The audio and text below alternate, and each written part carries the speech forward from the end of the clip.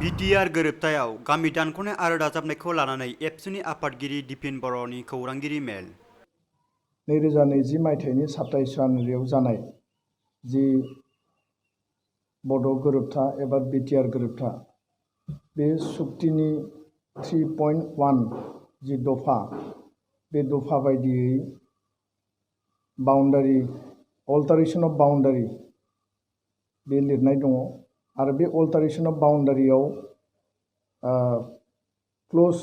3.1 नि 1 and 2 बे 1 आव लिरनाय दङ जे inclusion of villages contiguous to BTAD having majority tribal population बे बाथ्राखौ लिरनाय दङ बेखौ सोसननायनि थाखाय आरो exclusion of villages from existing BTAD contiguous to non-succeedal area having majority non-tribal population बे मोननै बाथ्राया बेयाव रोखायै लिरनाय दङ। दा बे जि 3.1 बेखौ मावफुंनो थाखाय आसाम सरकारा आगुनि बारग' चिफ सेक्रेटारि आसाम आरो मोनसे समाव BAC आवबो बिथाङा प्रिन्सिपाल सेक्रेटारिमोन PP बार्मा बिथांनि दैदेननायाव बा बिथांखौ चेयारमेनशिप होनानै आसाम सरकारनि आरो लोगोसे बिटिआर सरकार आरो दुलाराय बर' फरायसा आफादनिफ्राय सासे मेम्बार लाफानानै मोनसे कमिसन दानाय जादों आरो बे कमिसना थांनाय खेबनै बिसायख'थिनि मडेल कड अफ कन्डाक्ट आरो खेबनै जि कभिड माने लकडाउन बिनि समावबो बिथांमोना खोब गोसो गुदुङै खामानिफोरखौ मावबाय थादों आरो आथिखालाव बे कमिसना मोननै जि बेयाव अपसन दङ बे अपसननि इनक्लुजननि थाखाय बिटिआरनि खोलाहा थानाय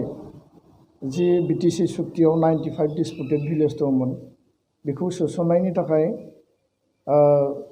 दुलाराय बर' फरायसा आफादनिफ्राय दाबि दैखांदों सुक्तिनि समावनो दैखांनाय जादों आरो लोगोसे सानजाहा थानाय सनितपुर बिश्वनाथ आरो लखिमपुरनि सिमुलुगुरिसिम बे गामिफोरखौ सोसननो थाखाय एबसुनिफ्राय आरो बर' आफादफोरजों लोगोसे सुक्ति सागानगिरि आफादफोरा बेखौ दाबि दैखांनाय जादोंमोन बै समावनो। दा गुबै बाथ्राया जाहैबाय जे 3.1 नि 1 जि बायदियै बे कमिसननो 95 डिसपुटेड भिलेजनि जि क्लेम पिटिशनखौ जमा होबाय रायजो राजाया होदों दुलाराय बर' फरायसा आफादा होदों 95 भिलेजनि बादैबो एडिशनेल जिखिनि बर' आरो ट्राइबेल भिलेज दङ बेखौ सोसननांगौ होननानै बेयाव होनाय जादों आरो थामथियाव जाहैबाय सोसननांगौनि थाखाय सनितपुर बिश्वनाथ आरो सिमुलुगुरिसिम बेयाव forest area revenue area tribal belt block आरो रेभिनिउ माने ट्राइबेल गामि बर' गामि जोङो गुबुन हारिनि गामिखौ बेयाव सरजाबाखै खारन जोङो ट्राइबेल बा बर' गामिफोरखौल' सोसननायनि थाखाय जिहेतु जों डिमान्ड होदों बेबायदियै जोङो बिनि लिस्टखौ जमा होबाय आरो बे कमिसना बर' हारिनि जि गोलाव समनि जि एक्सपेक्टेशन जि एसपिरेशन दङमोन जे जोंनि सिमाया बारायनांगौ बड'फाया जि सिमाखौ जोंनो खानानै होलांदों बे सिमाखौ जोङो एक्सपानसन खालामनांगौ एक्सटेनसन खालामनांगौ आरो आथिखालनि बिटिआरनि खुंथायनि बेन्दोङाव जोंनि बर' आरो ट्राइबेल एरियाफोरखौ मोर एक्सटेनसन एक्सपानसन खालामनानै जोङो मोनसे मजबुत सासन बेबस्था बा सेल्फ जि माने रुलिं बा सेल्फ डिटारमिनेशननि जि बाथ्रा बुंदोंमोन गाव खुंथायनि बाथ्राखौ जि बुंदोंमोन बेखौ जोङो रोखा खालामनानै लानांगौ जायजों जोंनि अधिकार जोंनि क्षमता जोंनि पावार एन्ड फांसन जोंनि माने एरिया जोंनि पपुलेसन जोंनि पार्सेन्टेजआ बारायगोन। गोबां समाव जोंखौ बुंनाय जायो जे जेला जोङो सोमावसारदोंमोन आसामखौ 50-50 खालामनांगौ आरो जोंनि ओनसोलावनो नन बर' बर' मोनसे बेयाव सृष्टि खालामनानै जोंनि ओनसोलखौ 70-30 बोखावनांगौ होननानै बेबायदि आवाज दैखांग्रा हान्जा बा फर्सफोर दङ आरो बास्तबाव जुदि नायोब्ला ट्राइबेल आरो नन ट्राइबेलखौ जुदि डिभाइड खालामनानै नायोब्ला दिनैनि आथिखालनि बिटिसिआव बिटिएडिआव जोंनि संख्याया एखुथा खालायोब्ला जोंनि पार्सेन्टेजआ खम जायो नाथाय बर'नि पपुलेशना गासैबो जिखिनि बेयाव 17-18टा जिखिनि कमिउनिटि दङ आलादा आलादायै जोङो जुदि बिसोरखौ माने कम्पेरिजन खालायोबा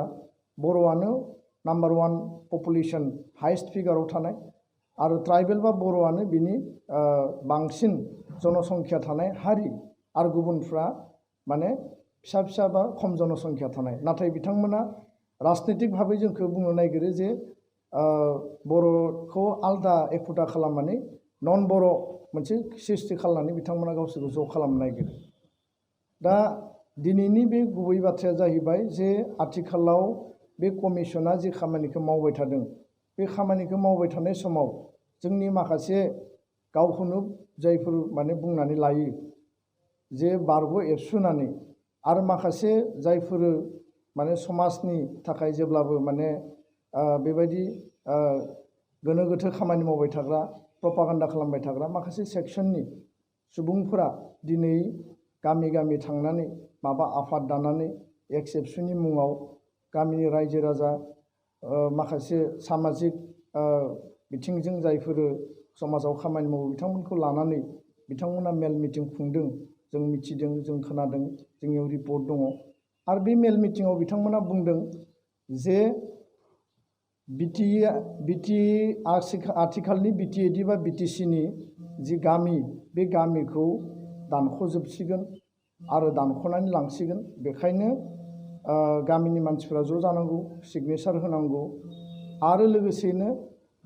धरना होनांगौ आन्दलन खालामनांगौ आरो केस होनांगौ बेबायदि माखासे मेल मिटिं लिंथुमनानै प्रपागान्डा होबाय थानायखौ जोङो खोनानो मोन्दों आरो नुनो मोन्दों दा रायजो राजाखौ आं स्पष्ट खालामनो नागिरो